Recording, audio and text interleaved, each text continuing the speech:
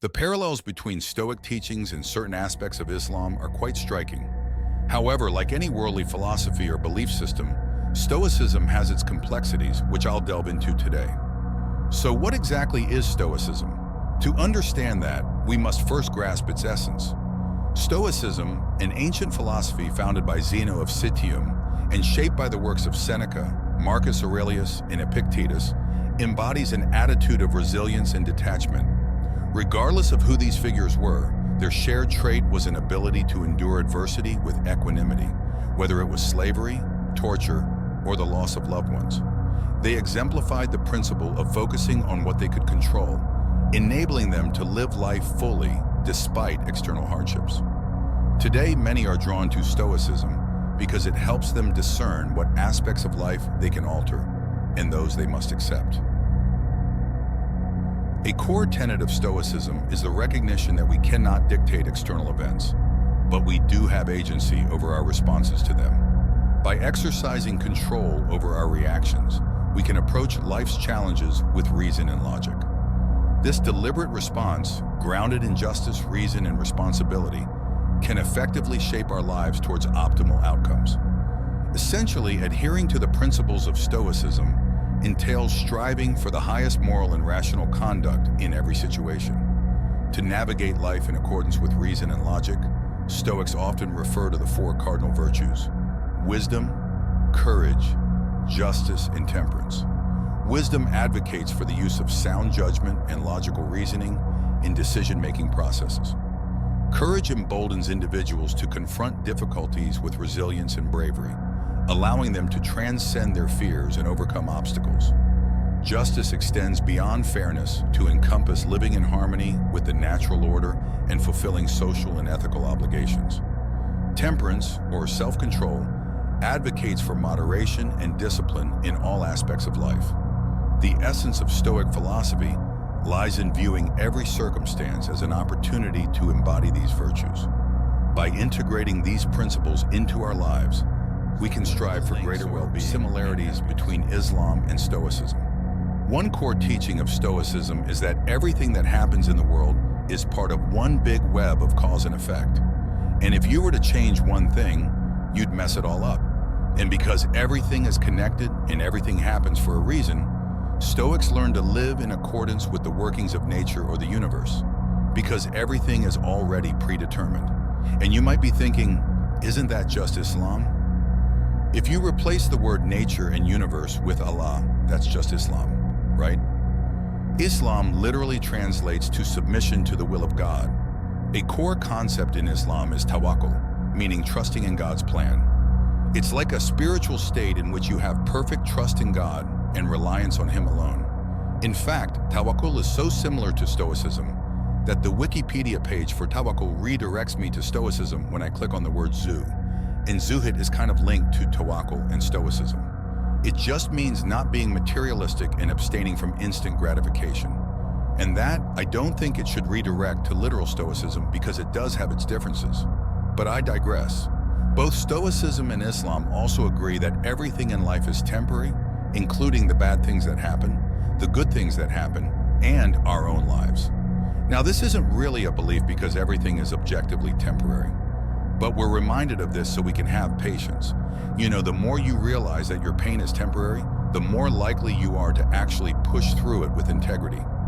Stoics remain patient by realizing that everything that happens is an opportunity to learn. So instead of sulking and crying about the bad things that happen, Stoics feel gratitude for the lessons they have learned and for the positive change that the event may have caused.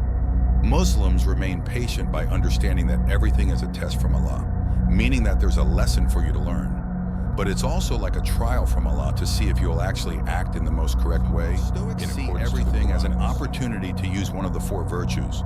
Muslims see everything as an opportunity to act righteously and to act in the most correct way in accordance with the Quran and the Sunnah. They both also agree that we don't actually own anything. Stoics believe that everything is borrowed from nature and that it's all loan that will be returned someday.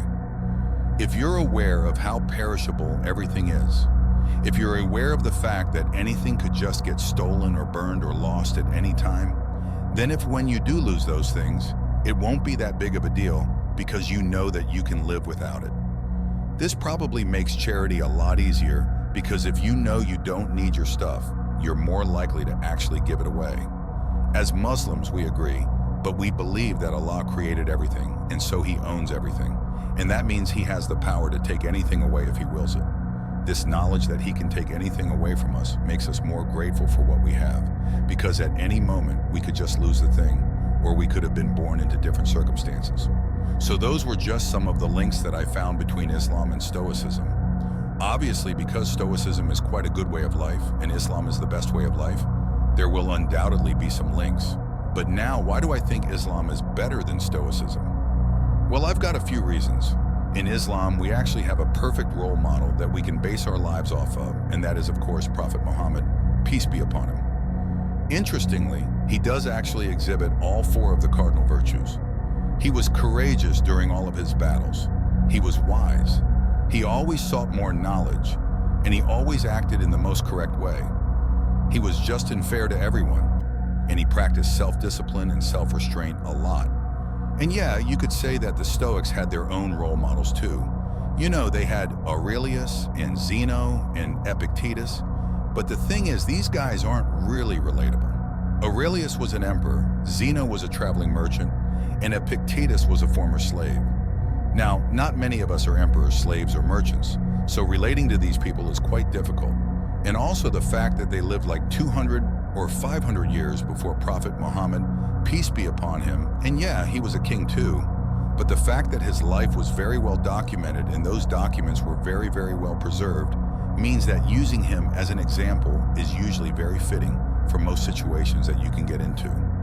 I bet there's a high chance that you can get the right answer for what to do just by looking at his life. We have events that actually challenge us, such as Ramadan, Hajj, the 5 daily prayers, and all of the rules and restrictions. These things challenge our desires, our humility, and our discipline, and they train our self-control. You know, if you ask anyone who's experienced Ramadan and all of the fasting, abstinence, and self-improvement, they will tell you just how much discipline Ramadan requires, and just how much discipline they have after Ramadan's ended. Any Muslim believers could probably tell you that praying 5 times a day and waking up at 2 a.m. for Fajr can be very, very difficult from the start. And it does require a lot of discipline, and it does require you to prioritize the prayer over everything else. You know, it helps us to realize that we can stop doing whatever we're doing in favor of the prayer, and that we can just leave whatever we're doing for 15 minutes and then just come back later. It helps us to realize that whatever we're doing is not actually that important because we can just leave it for 15 minutes. And if it is a big deal to leave for 15 minutes, then that's good too, because it's jihad and you get rewarded for that. And then this Hajj, all of the rules, everything, it's just Islam is a very discipline-based religion. So Stoicism is really just part of the puzzle. You know, it does fit into Islam, but Stoicism is only a way of thinking, but Islam is a way of life. So if you live purely just by the standards of Stoicism, you will be missing something because you don't actually have a fully prescribed way of life. So I think life as just a Stoic isn't as great as life as just being a Muslim. One aspect of Stoicism that doesn't resonate with me is its secular nature, especially in modern times where faith in God is often disregarded. As a Stoic, the focus tends to be on improving one's own life and possibly benefiting others without a direct emphasis on spiritual devotion. In contrast, Islam emphasizes not only living a righteous life for the present, but also striving to be a devout Muslim and obeying God's commandments. Therefore, I believe that Muslims could find value in exploring Stoic principles alongside their faith. Similarly, Stoics may benefit from learning about Islam, a profoundly beautiful religion. However, it's crucial not to rely solely on Stoicism, as it's only one piece of the puzzle. That wraps up today's discussion. I'm grateful for all the support I've received and enjoy reading your kind comments. If you have any suggestions for future videos, please share them below. Don't forget to like, subscribe, and may Allah bless you all.